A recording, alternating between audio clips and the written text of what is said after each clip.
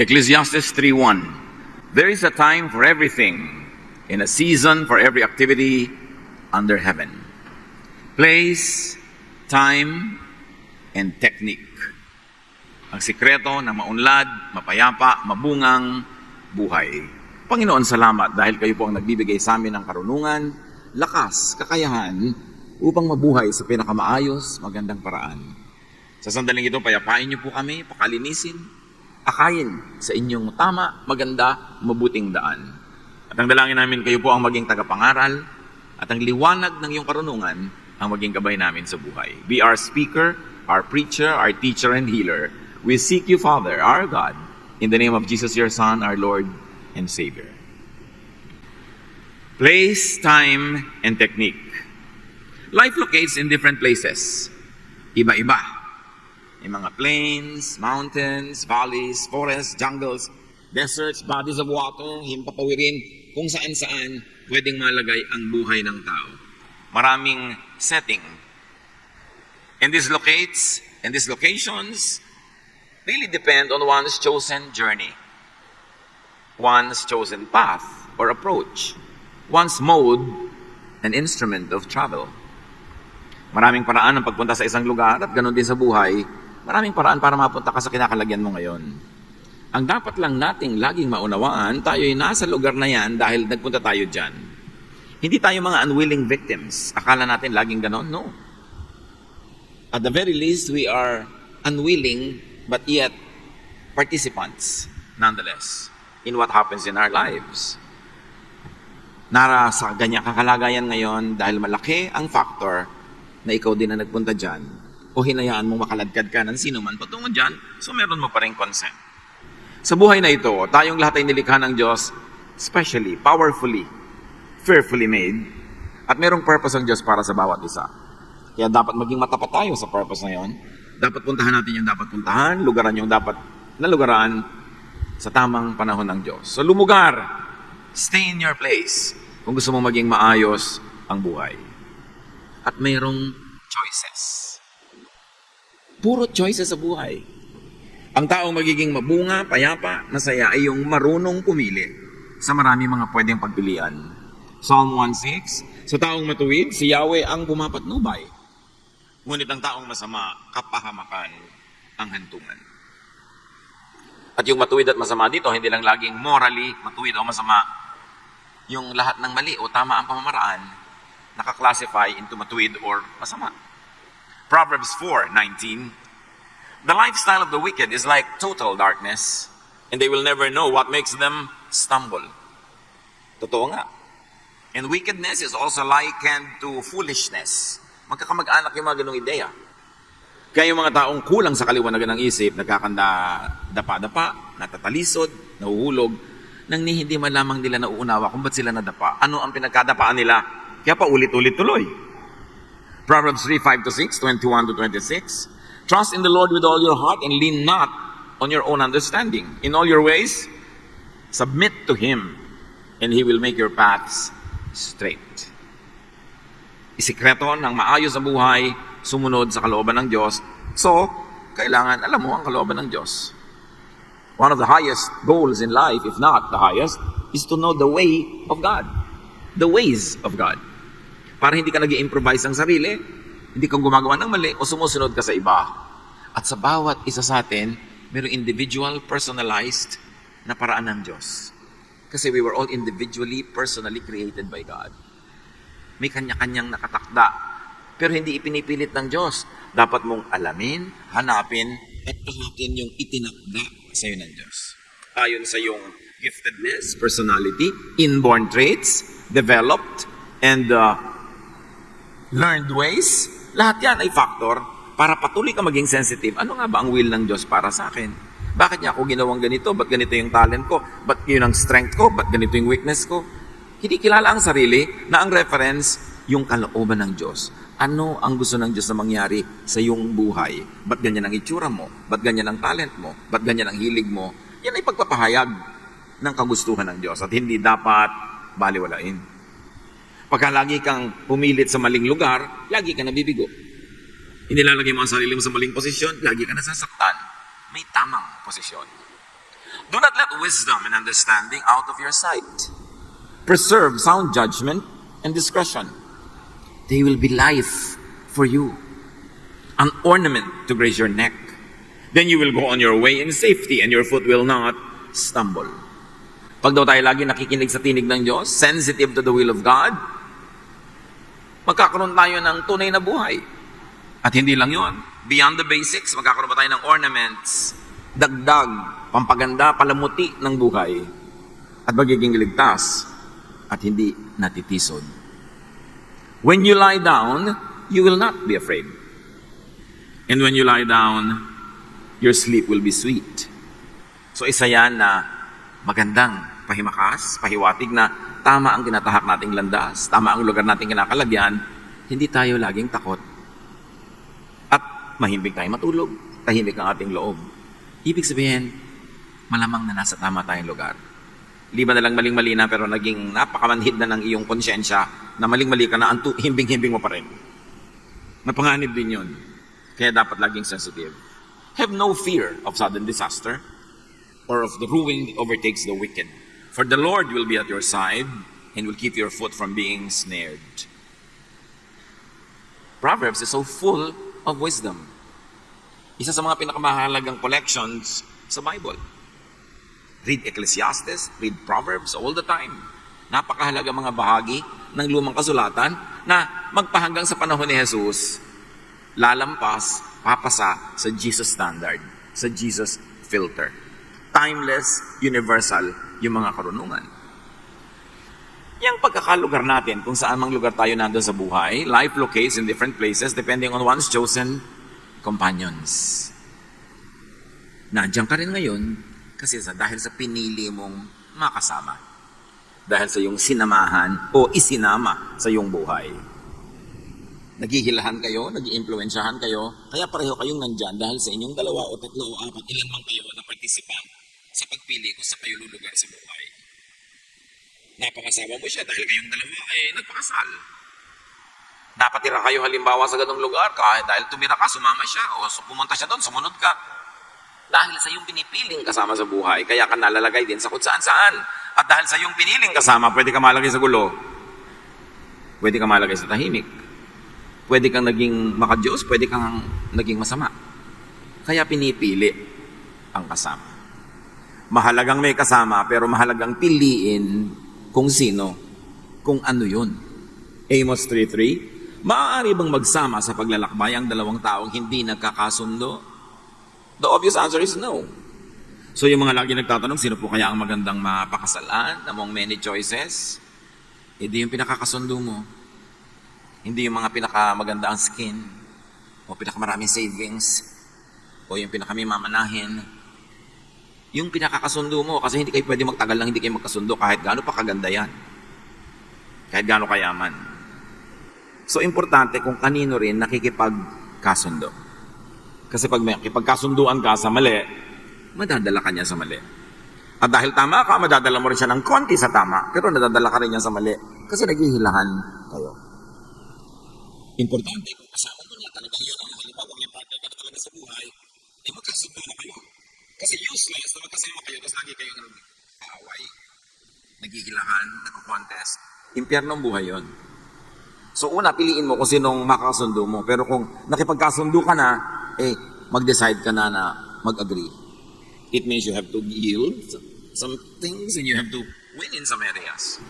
Pero mayroong mahalagang compromise ang partner sa buhay. Mag-asawa, magulang at anak, magkakapatid.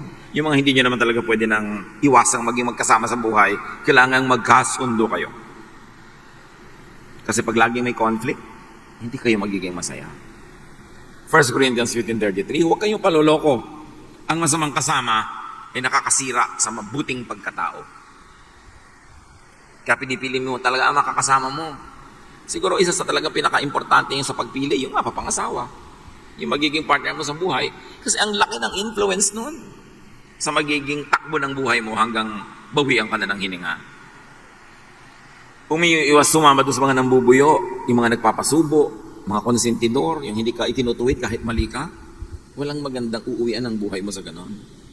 Mga kamag-anak na itinutulak ka na gumastos ng todo beyond your ways of earning. Ungot ng ungot, hingi ng hingi, hindi mo naman kaya. Anong gusto niya? Mang-hold up ka? Magnakaw?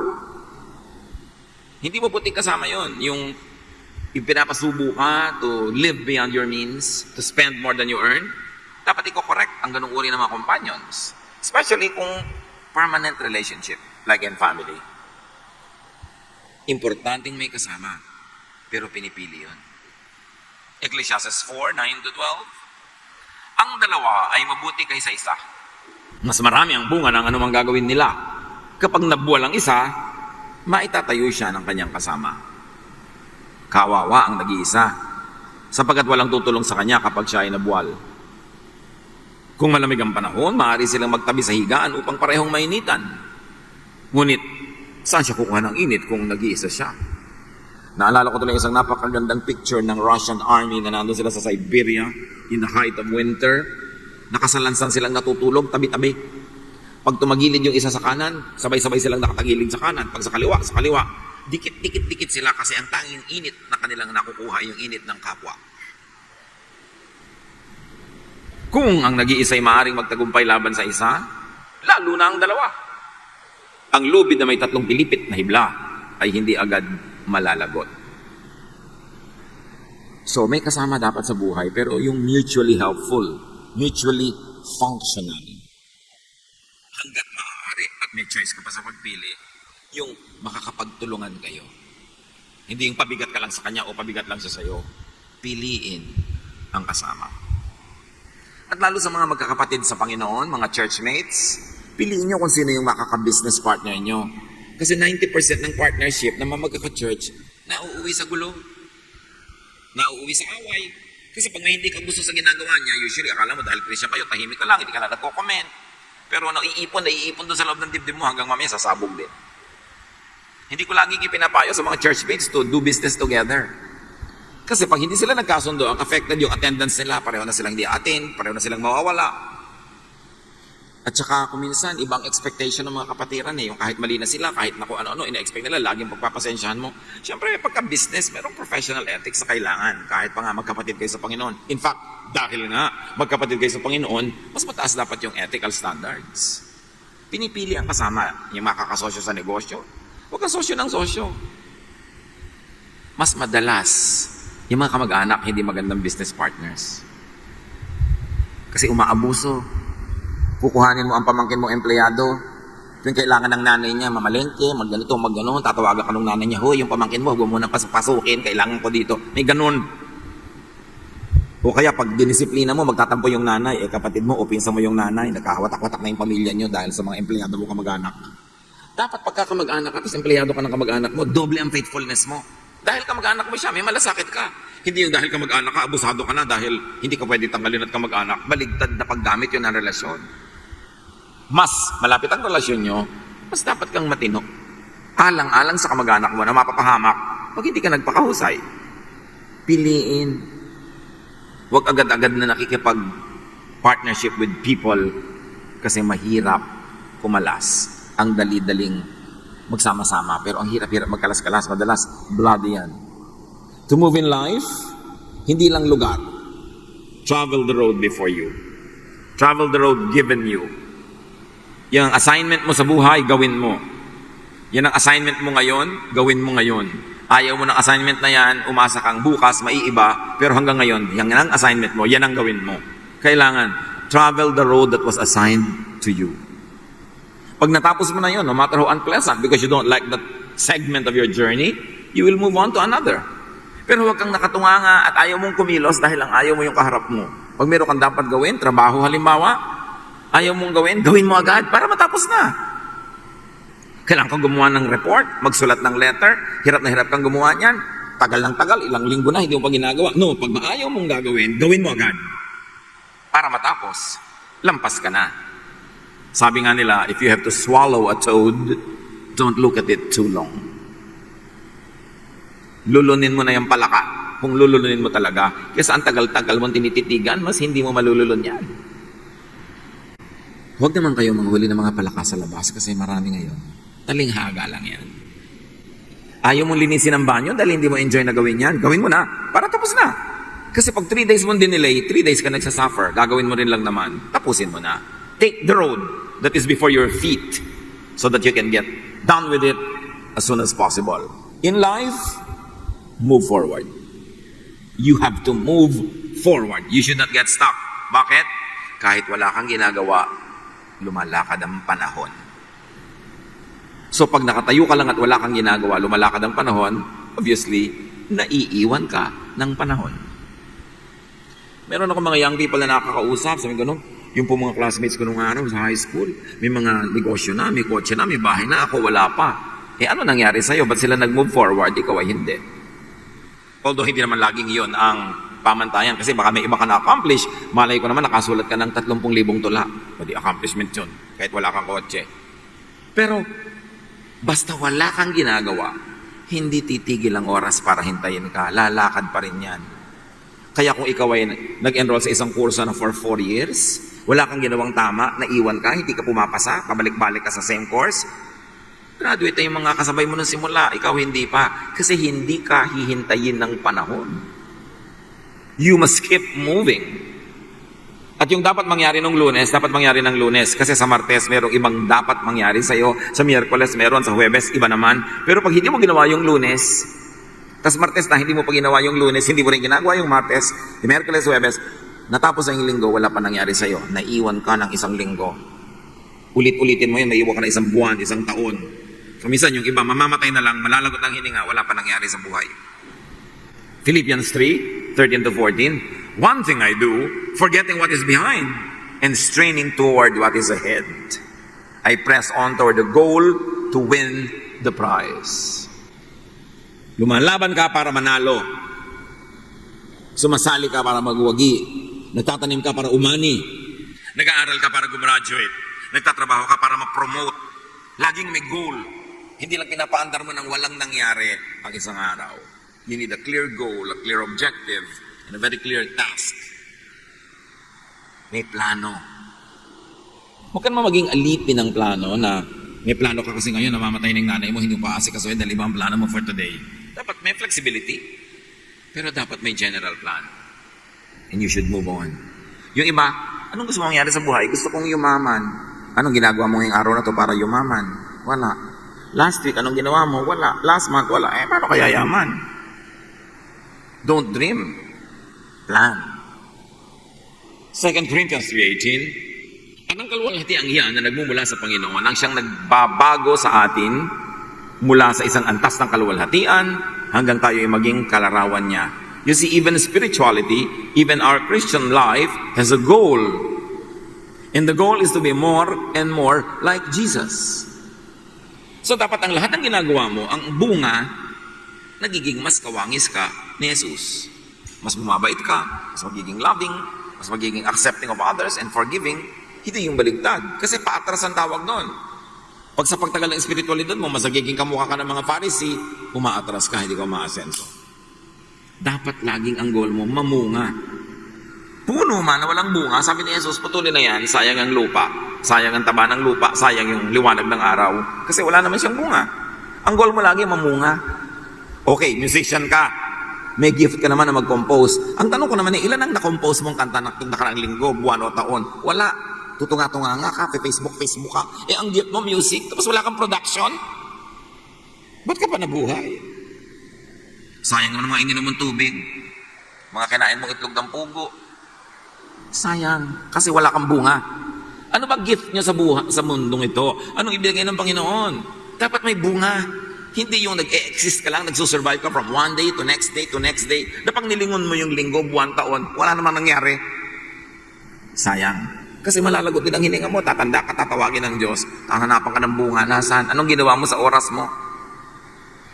Yung lagi ka na lamang na nang hinayang, nagsisi sa mga hindi naganap, hindi ka na tuloy mag-move forward. Sabi ni Paul, alam niyo, ginagawa ko sa nakaraan, tapos na yan, I move on.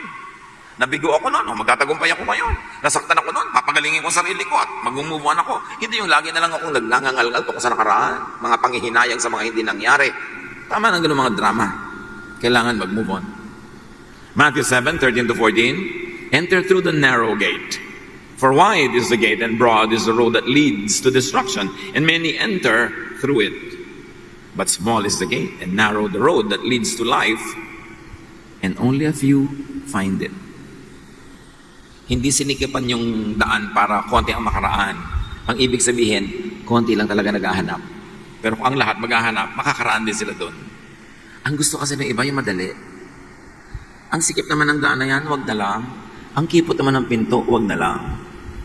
May ipapagawa ka sa karpintero, gawin mo itong gano'n, ay, ang hirap naman po niyan, sir. Eh, ba't di ka nalang mamatay kung ayaw mo mahirapan? At kung mamamatay ka bukas, ba't di na lang ngayon? Para madali. Kasi mahirap talagang mabuhay. Yung ayaw mahirapan, hindi yun mamumunga. Kasi mahirap mamunga. Pero alam niyo ba na mukha lang madali na hindi mamunga kasi mas relax? Pero mas mahirap naman yung wala kang bunga. Ang taong mag-move to the right place at the right time, willing mahirapan. Handang dumaan sa hirap. Kasi ganun ang pagtatanim. So to move in life, travel the road before you, and also modify, change, and develop the way you travel. Minsan nalulungkot ako, may kakanin halimbawa sa isang probinsya. Pagbalik mo 20 years later, ganun pa rin yung balutan, walang product development. Yung pagkain madaling mapanis, hanggang ngayon madali pa rin mapanis, wala pa silang na-develop na technique. Ganun din yung babae o lalaking laging nai-inlove sa mali. Nakakapitong try na. Hindi pa mag-click pa ulit-ulit. Yun at yun ang nagugustuhan eh. Yun at yun din ang ending. Dapat tayo progressive sa pamamaraan natin. Pag natututo tayo dapat sa mga pagkakamali, pagdating ng panahon, kumukunti yung mali dahil natutunan mo eh. Di ba magkamali? Ang mahalaga matuto para huwag na maulit at huwag na magpaulit-ulit. Learn. Develop the way you travel in life. May mga kilala ako, konting maambo na, nagkakaubo, kakasipon, absent sa trabaho ng 3-4 na araw, isang linggo, pero tuwing uulan, nababasa. Hindi mo na ba matututunang magdala ng payong? Hindi ka na ba pwede magbulsa ng parka? Tuwing uulan, nababasa ka, hindi ka ba nakakahalata? At tuwing nababasa ka, nagkakasakit ka, kaya kalahati ng taon nakaratay ka, hindi ka kumikita, gumagastos pa. Paano ka aasenso niyan? Di ka natututo. 1 Corinthians 9:26-27. Hindi ako tumatakbo ng walang patutunguhan at hindi ako sumusuntok sa hangin. Subalit pinahihirapan ko ang aking katawan at sinusupil ko ito upang sa gayon hindi ako maalis sa paligsahan pagkatapos kong mangaral sa iba. So Paul is talking here as a trainer at kung gagawin natin sa physical training, so niya matapos ko mag-train ng iba, tinetrain ko din ang sarili ko para pwede akong sumali sa contest sa sasalihan nila at titiyakin kong mananalo ako doon. Discipline. Pero ang discipline mahirap. Pero yung disiplinado lang ang nagwawagi. We've got to focus on discipline, self-development. We've got to learn new ideas. You have to keep changing your mind. Hindi ka dapat in love with old thoughts. Pag meron ng bagong thoughts na mas effective, mas powerful, mas enlightened, be willing to change your mind. It is never a virtue to be conservative when it comes to the intellect. Yung iba, pag ayaw nila yung isang idea, ayaw nilang pakinggan kasi baka magbago yung ideya nila, pakinggan mo. Kasi nakikita ng sarili mong reason na dapat kang magbago, you will develop. It is very, very seldom that conservatism is a virtue. Because you're in love with the past. And the past is done. And the world had changed overnight. Kailangan handa ka doon. Kaya ang Panginoong Jesus, laging ang kanyang mga paradigm, sa kanyang mga metaphors, symbolisms, new. Laging a new covenant, a new law, new wine skin. And even Romans says, be changed by the renewing of your mind. Ang tao nga asenso, malalagay sa tamang lugar, kikilos sa tamang oras, is always changing her or his mind for the better. Laging naghahanap ng paraan para ang isip, pakinabangan. Dapat ang utak natin, hindi museum, hindi koleksyon ng mga luma na hindi na naiiba. Dapat ang utak natin ay garden kung saan napakaraming bagong seeds na tumutubo, mga bagot iba-ibang variety para dumadami ang mga bunga na nakikita natin at pinapakinabangan sa buhay. Travel and develop the way you travel or you do not move. You get stuck. You don't grow. Ang frustration na lang ni Paul sa mga tao sa Corinth, katitigas ng ulo, kababagal matuto, Sukdo lang pati mga babae doon, pinatahimik niya, huwag kayong magtuturo, huwag kayong kikibo, walang maingay. Kasi nga, hindi sila matuto.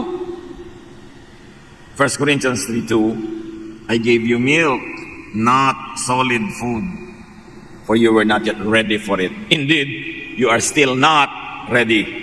You are still worldly, you are still infants. Gustong-gusto ni Paul magturo ng mas matataas na katuruan, mas malalalim, mas malalawak, pero hindi niya magawa. Kasi yung utak ng mga tao sa Corinth, maliit. Ayaw matuto. Pinagpipilitan yung dati na, sabi niya, nakaka-frustrate kayo? Ang tatandaan nyo na, gatas pa lang yung diet. Dapat sana iba-iba na, ang dami na. At alam niyo mga kapatid, sa church even today, that can be the situation. Hindi maturuan yung mga tao ng mas malalalim, matataas, malalawak na bagay. Kasi in love na sila doon sa unang-unang theology na natutunan nila ng first 3 months na sila ay sumama sa Panginoon. At pag tinuruan mo ng iba, magagalit. Ayaw na nilang baguhin ang isip nila. Stuck. That was the dilemma of Paul. He could not teach higher teachings. So napaka-importante yung nasaan ka. Nasaan ang iyong katawan? Nasaan ang iyong utak? Saan nakalagay yung utak mo? Anong level? Anong lugar? Anong orientation? Because it will determine the quality of your life. Now, life is also governed not only by places, but also by different times. May day, may night. There are different weathers and climates and seasons. Lahat yan likha ng Diyos. Huwag mong labanan. Sakay ka lang. Ayaw mo pala ng malamig na klima, huwag kang tumira sa mga countries na malamig. Ayaw mo sa mainit, huwag ka doon sa mainit. Wala naman namimilit sa'yo. Kailangan lang, kung nandyan na at wala ka na magawa, huwag mong labanan. Sabayan mo. Ecclesiastes 3:1, ang lahat sa mundong ito ay may kanya-kanyang panahon. May kanya-kanyang oras. So do your time. Flow with your time. Mahalaga, huwag mong labanan ng oras. O oras ng antok, itulog. Oras na hindi ka makatulog, bumangon ka, gumawa ka ng wood carving, maglinis ka ng mga cabinet, hindi ka pala makatulog, pabiling-biling ka sa higaan mo, ba't di ka bumangon? Igising ka. Abutan ka na ng umagang pabiling-biling, mabuti pa bumangon ka na lang, nagtanim ka ng pechay. May naitanim ka, kahit gabi. Huwag mong labanan kung ano yung takbo ng panahon. Psalm 104 verse 23, people go out to their work, to their labor, until evening. So pag oras ng trabaho, magtrabaho. Pag oras na ng pahinga, magpahinga. Pero hindi na tatrabaho sa oras, hindi rin niya kaya magpahinga sa oras. Kasi ang pahinga ay bunga ng trabaho. At pagka hindi ka nagtatrabaho, hindi ka makakapagpahinga. Lagi ka nagwo-worry, wala kang kita, wala kang ani, wala kang mga bunga, you will never be able to rest. That's why the woman of Proverbs 31 can laugh at the days to come. She will laugh and be cheerful about expenses that are to come. Why? Because she works hard at the right time. May tamang oras. May tamang panahon. Proverbs 10:5, at harvest season, it's smart to work, but stupid to sleep. I-apply nyo yan sa lahat. At school time, it's smart to go to school, but stupid to be absent and be in the mall. Or it's smart to be attentive to the lesson, but stupid to keep on texting under the desk. At worship, it is smart to focus on the message of God. It's stupid to do other things. Like nagte-text ka sa loob ng bag mo. Kita rin niya ng Diyos. Nandun din siya sa bag. Tapos ang sinasabi mo lang pala, diba? Eats ka na. Musta na yun? Bakit hindi nilang mamayayan? Parang ikamamatay na ipaghintay. Dapat kung nasan ka, makinabang ka doon. Yung iba, manonood ng sine, tapos tutulugan. Tapos kung kailan naman matutulog sa bahay, doon hindi matutulog. Binabaligtad ang oras. Merong mga mag-asawa, na 10 buwan na nasa barko yung lalaki. 2 buwan lang sila magkasama para masaya. Doon pa nag-aaway. Ba't hindi lang kayo mag-aaway habang nasa barko siya? At least hindi kayo magkakasakitan. Pag nandyan siya, dapat enjoy. Kasi panahon niya ng enjoyment. Igal lang ang panahon. Meron kayong party, masaya. Huwag ka na doon magdrama kahit nainis ka. Palampasin mo yung inis mo kasi sisirain mo yung party. Oras ng kasiyahan. Malaki investment nyo. Nagkagastos kayo para mag-party kasi bininumangot ka. Sayang. Kung ano ang ibinibigay ng panahon, entertain it. because it will never last. That too will pass. Psalm 30 verse 5, weeping may stay for the night, but rejoicing comes in the morning. Ang ibig sabihin lang naman, nothing is forever. Kahit kung minsan ang lungkot-lungkot mo sa gabi, sasaya ka rin sa umaga. Just survive the night. Because your redemption will come on time. Hirap na hirap ka ngayon. Nagpapaaral kayo ng 3 anak sa kolehiyo, hirap na hirap kayo. Just survive it. Lalagpas din yan. Pero ang hirap-hirap nung hirap na kayo, nag-aaway pa kayo, nagkakagalit pa kayo, tapos wala kayong ginawa kundi pagalitan ninyo mga pinag-aaral nyo, naiinis pa sa inyo, imbes magpasalamat. Pagkalipas ng panahon na yon, wala kayong bungang maganda. Be wise when you handle time. It's a time of difficulty, then go through it. Lilipas din yan. Namatayan ka, malungkot ka, then be sad.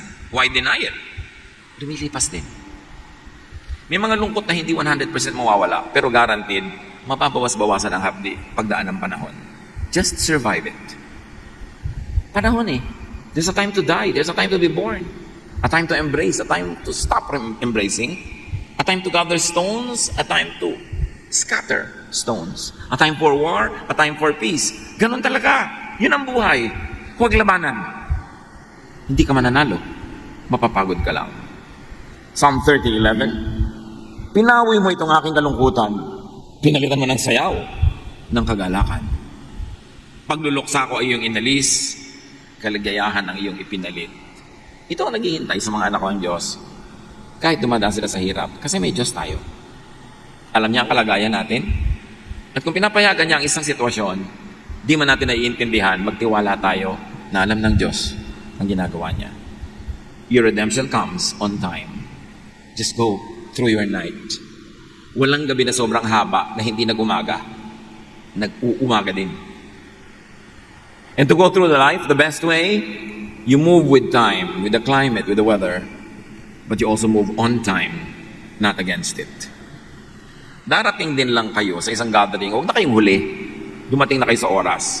At tigilan na ang kabibigay na excuse ng traffic. Bumenta na yan. Alam nyo pala na ma-traffic, meron kayong 7 o'clock meeting, umalis na kayo sa bahay ng 2 a.m. Aalis kayo ng 6, natural, malilate kayo, di ba? O kaya magtayo na kayo ng tolda doon sa harap ng pupuntahan nyo, doon na kayo matulog sa gabi. Ibig sabihin, change your ways. You cannot always live at the times that you always live and arrive always late and always give the same excuses. This is what we mean. Change your ways. If you want a change in the equation, you change the elements of your equation. Kung yung 3 plus 3 naging 6, ayaw nyo pala ng 6, tigilan nyo ang ka-add ng 3 plus 3. Gawin yung 3 plus 2, di magiging 5. Pero ayaw nyo pala ng 6, lagi naman 3 plus 3 ginagawa nyo, di 6 ng 6 ng 6 yung ending. Change. Makibagay, sumabay sa panahon. At pag sinabing panahon, hindi lang oras, sa opportunity. Bawat oras, may unique na opportunity. Kahit nga taghirap may opportunity for business. Nakita nyo, pagkapasko, may mga 13th, 14th, and 15th month pay. Ang liit ng benta ng tuyo. Kasi bibili ng mga tao, mga manok, mga tosino, Enero, ang bili uli ng tuyo. Kasi ubos na pera ng tao. Kasi pag walang pera ang tao, mabili yung mga mumurahing bagay.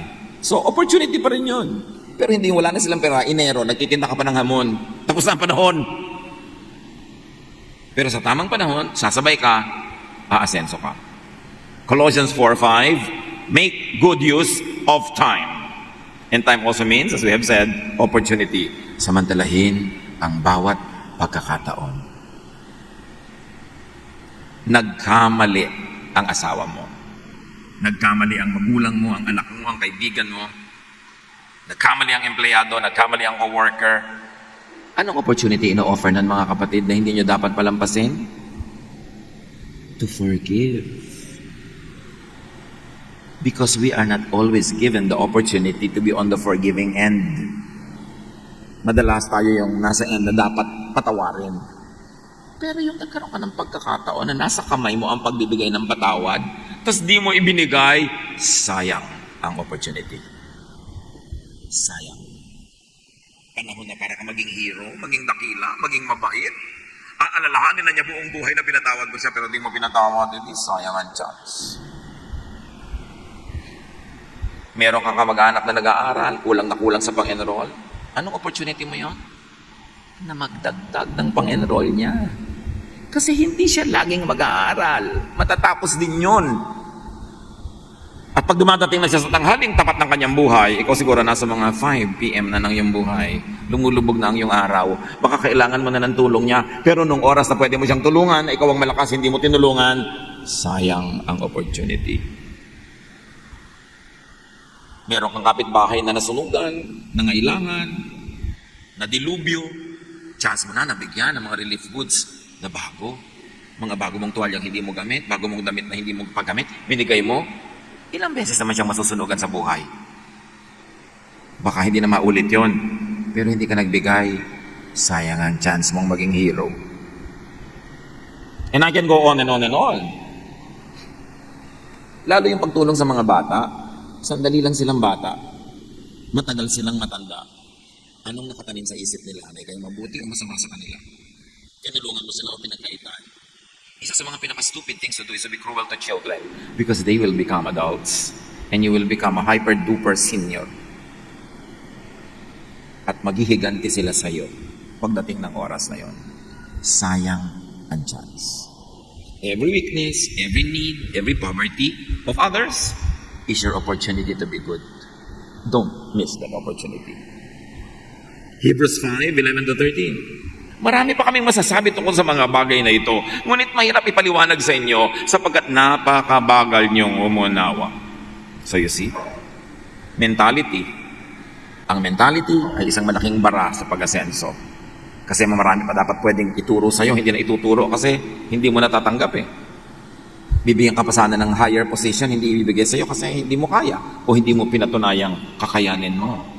Akala nung iba pa nagpapasusot sila sa trabaho, nakakaiwas sila sa mahirap na gawin, nakakalusot sila sa mga mahirap na assignment, panalo sila. No, magpipili ng aasenso, hindi kong pipiliin. Kasi hindi mo na-prove ang sarili mo. Dapat sana yung mga tagapagturo na kayo at church ang kausap dito. Subalit hanggang ngayon, kailangan pa kayong turuan ng mga panimulang aralin ng salita ng Diyos. Ibig sabihin, ang takal-takal nyo na nagbabasa ng Bible, umaattend ng church, grade 1 pa lang din ang alam nyo. Dapat na teacher na kayo. Estudyante pa rin kayo. 35 taon ka nang umaattend ng Bible study, sister. Kailan ka magiging teacher? Lagi ka lang receiver. Hindi ka magiging giver. Expected sa atin mag-grow. Nag-aaral ka para makapagturo. Hindi ka lang nakakapag-aral para sa personal consumption. May goal. Ang goal is to be like Jesus, and Jesus is a teacher. Hindi lang siya end user. Channel of blessing siya. Dapat sana'y kumakain na kayo ng matigas sa pagkain. Ngunit hanggang ngayon, gatas pa lamang ang inyong kaya. Ang dali-dali nyo ma-offend, ang dali-dali nyo magtampo. Hindi na kayo pwedeng i-correct, i-disiplina, pagalitan. Lagi nila kayo inaalagaan kasi tampuhin. Pambata yan. Ang sanggol pa ay nabubuhay sa gatas at wala pang karanasan tungkol sa mabuti at masama. So ang goal ng spiritual life natin to grow into Jesusness, to become like Jesus. Lahat ng nadidinig na pag-aaralan, minememorya, kinakanta, ang ending dapat, you become more and more like Jesus. Now to go through the life the best way, you apply the best technique. Singer ka, dapat lagi kang nag-vocalization, nag-aaral, nagdidisiplina para better and better ang yung singing. Ano man yung skill mo na bigay ng Diyos, tungkulin mo yan sa Diyos na alagaan at pasensuhin. Ephesians 5:15-16. Kaya't mag-ingat kayo kung paano kayo namumuhay. Mamuhay kayong tulad ng matatalino at di tulad ng mga mangmang. Gamitin ninyo ng lubusan para sa mabuti ang bawat pagkakataon. Kaya importante, sumama sa marunong, sumunod sa marunong. Kung di man ikaw yung pinakamarunong sa inyong grupo, lagi kang sumama. Yung mga laging ayaw na pinagbasa mo ay nosebleed po, pastor. Magbasa kayo nito, mag-aral kayo, nosebleed po. Nosebleed. 7 oras ka nagpe-Facebook, hindi ka binabalingoy-ngoy. Pinagbabasa ka lang ng dictionary na nosebleed ka na. Anong inaasahan mo? Wala ka nang matututunan buong buhay? Hindi mo na i-stretchan yung muscles ng utak mo para dumaming magkasya? Yun na lang? Kakamatayan mo na boy lang, hindi mo ma-spell? Wala kang balak umasenso?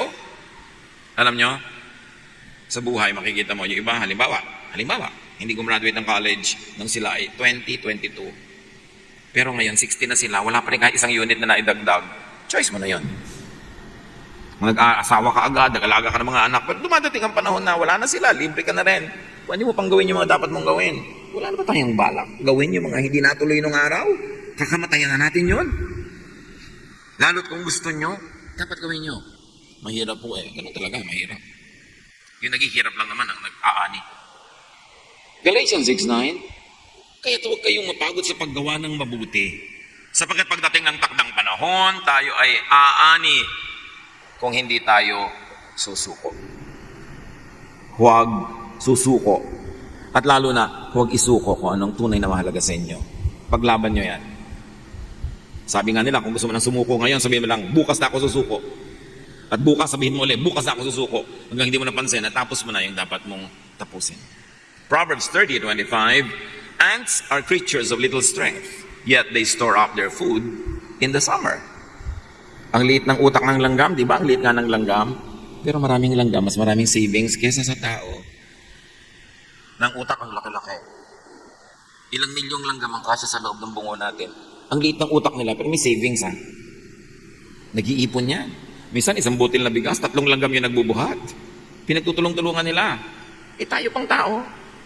Proverbs 6:6-8, tingnan mo mga langgam. Ikaw na taong ubod ng tamad. Pamumuhay niya ay masdan mo at ang ikaw ay mamulat. Sila'y nag-iimbak ng pagkain sa tagaraw, kailangan ay iniipon kung panahon ng anihan. Tambak-tambak ang leksyon para sa atin. Para kumilos sa tamang panahon, tamang lugar, tamang teknik. Yung langgam may teknik eh. Minsan may buhat-buhat siyang pagkain na 5 times bigger sa kanyang sariling katawan. Dahil sa teknik. Kaya yung mga ginang na ang galing ng teknik, ang keso, pag hiniwa nila, ang nipis-nipis, pag dumaan ang hangin, lumilipad. Teknik, kasi lahat ng 4 na anak niya magkakaroon ng keso. Dapat may teknik ka para mapagkasya mo yung dapat pagkasyahin at maimpok mo yung sobra. Hindi laging kulang, hindi laging mali, paulit-ulit. Now, life is given and assigned places and times, and to get the most out of life, be wise and know which, when, how, and how much to accept as is, and which to modify, to change in life's given places and times. Sinusuri kung ano ang tatanggapin, lululun na lang, at sinusuri kung anong pwedeng palitan, baguhin. 1 Thessalonians 5:21, suriin ninyo ang lahat ng bagay at panghawakan ang mabuti. Philippians 1:9-10, I pray that you will fully know and understand how to make the right choices. Your life is your choice. Mostly. Malaki ang factor ng choice. Change what could and should be changed. 1 Corinthians 13:11, nung ako'y bata pa, ako'y nagsasalita, nag-iisip at nangangatwiran tulad ng bata. Ngayong ako'y mayroon ng sapat na gulang, iniiwan ko na ang mga asal bata. Sa lahat ng larangan ng buhay, dapat i-apply yon. You should not be a child forever. Now, while you change what can be changed, you accept what cannot and should not be changed. Jeremiah 13:23, can an Ethiopian change his skin or a leopard its spots? The answer is no. Accept what you cannot change. And very especially in families, accept people's inborn nature. Huwag nyo silang baguhin kung talaga imposible. Mag-aaway lang kayo, mag-ihiwa-hiwalay, magkakagalit. Wala pa rin mangyayari. Ecclesiastes 1:15, hindi na maitutuwid ang baluktot at hindi na mabibilang ang wala. Tanggapin mo na yun. At napakahalaga nung tinatawag na serenity prayer ni Reinhold Niebuhr. Lord, grant me the serenity to accept the things I cannot change. Courage to change the things I can. And wisdom to know the difference. Yung kaya kong baguhin, bigyan mo ko ng lakas ng loob na baguhin. Yung dapat tanggapin, bigyan mo ko ng karunungan na tanggapin. At nawa, malaman ko kung alin ang pwedeng baguhin at alin ang dapat tanggapin na lang para tahimik ang buhay. Develop and apply the best and most suitable technique in your life. Pag ang laging ending, gulo, hirap, away, hindi yun ang best technique. Change your way. Importante at basahin ninyo ang Psalm 1, 1-3. Punong-puno ng karunungan. Blessed is the one who does not walk in step with the wicked, or stand in the way of sinners, or take the seat in the company of mockers. But those delight is in the law of the Lord, and who meditates on his law day and night. That person is like a tree planted by streams of water, which yields its fruit in season, and whose leaf does not wither. Whatever they do, prospers. Prosperity ang ending pag tama ang ginagawa. Psalm 37, 23-24. The Lord makes firm the steps of the one who delights in him.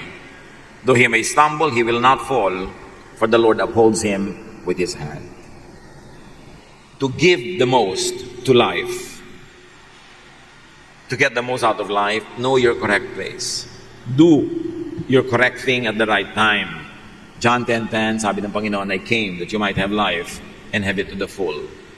And most of the fullness of that life will depend on correct placement, correct timing. Dear Lord, teach us the relationship between time and place and technique, so that this short life here on earth may be lived to the fullest. Walang masayang, kundi matamasa namin ang lahat ng nais mong matamasa namin at maibigay din namin sa iyo at sa kapwa ang lahat ng assignment namin na ibigay sa kanila. So madali natin pagbulay-bulayan ang kahulugan nito sa ating mga personal na buhay. Spend some time in silent reflection.